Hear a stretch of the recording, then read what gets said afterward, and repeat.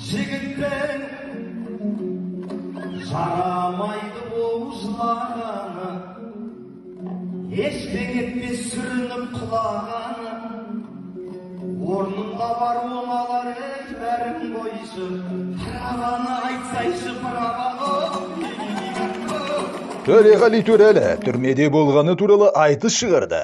Бір айға жуық уақыт бұрын қазақстандық өнерпаз Төреғали Төрәлі бостандыққа шықты. Осы уақыт бойы ол көпшілікке көрінбеді. Қазір оның парақшасында мерекелік шаралардың бірінде айтысып жатқан видеосы тарады. Төреғали Төрәлінің парақшасында тойлардың бірінде өнер көрсеткен бейнеролик пайда болды. Бір қызығы өнер иесі жақында ұсталып, жүргізуші куәлігінен айырылғанын мысқылмен айтып, қонақтардың алдында айтыс өткізуге бел буды.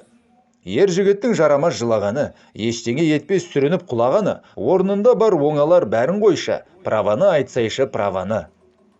Жазбаның астындағы кейбір қолданушылар өмірде бәрі болатынын айтып, басқалары сіздің мінез-құлқыңыз туралы ойлануға және өзіңізді абыроймен ұстауға кеңес береді.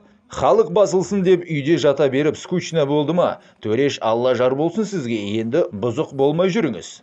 Скучно стало лежать дома в ожидании, когда народ успокоится. Төреш, теперь не хулиганьте.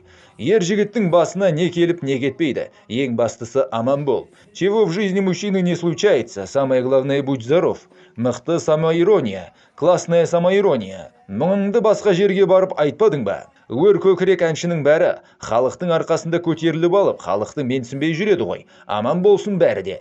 Еске салайық, бұған дейін Төреғали Төрәлі мас күйінде көлік жүргізгені үшін 20 тәулікке полиция қызметкерлерінің талабын орындамағаны үшін тағы 3 тәулікке қамауға алынған болатын.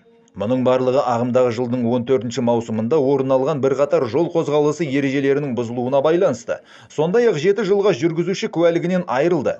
Төреғали Төрәліге қатысты барлығы 6 әкімшілік хаттама толтырылып, қылмыстық кодекстің 378 бабы билік өкілін қорлау бойынша сотқа дейінгі тергеу басталды. Танымал әртіс Жетісу облысындағы әкімшілік қамауға алынғандарды уақытша ұстау изоляторында болды. Күні кеше осы шағын түрмеден тағы бір алматылық шығып, Төреғали Төрәлінің онда немен бетпе-бет келгенін айтып берді.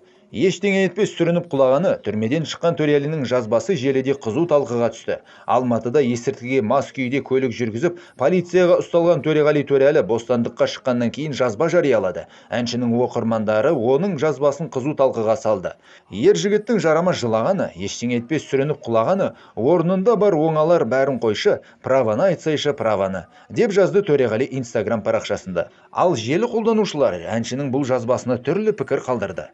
Жүргізуші куәлігін қоя берші, ата-анаңның ауырған жүрегі мен абыройды айтсайшы. Сен өзің іздеп таптың ғой, кінәні өзіңнен іздеу керек. Үкімді тек Алла шығарады. Өлеңін дайын тұрады екен. Тыныш жүрсең таудай бәледен құтыласың, деп жазды желідегілер. Кешіреміз бе, ағайын?